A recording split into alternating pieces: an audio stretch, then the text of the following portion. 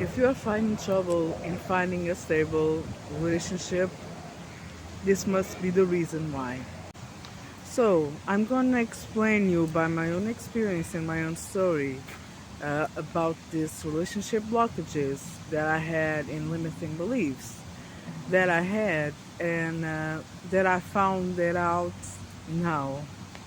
Let me tell you this: the perception that I had that my spiritual guides forced me to have during my the latest spiritual awakening, because we have many. So I did hit this I did have these blockages about loving relationship because of my the generational patterns of my family, and also karmic reasons from my past lives that I had these blockages surrounding love. And so, because I was so afraid to be vulnerable, so afraid to feel love, like really deep love, and that every every time I started to really like someone, I started to sabotage the relationship, or by not expressing how I felt, or if I was in the relationship, I would find a reason to reject that person before I got rejected. And so my spirit guides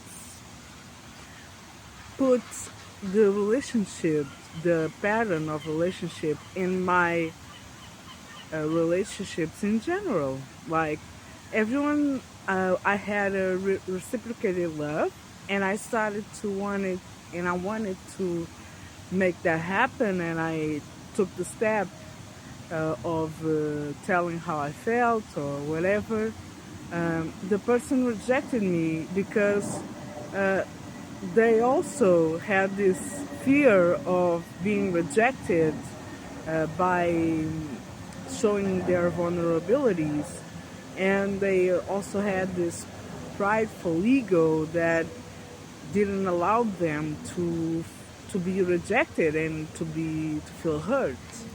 And so I did find out that because those people that chose another person, they had another relationships and whatever, they moved on with their lives.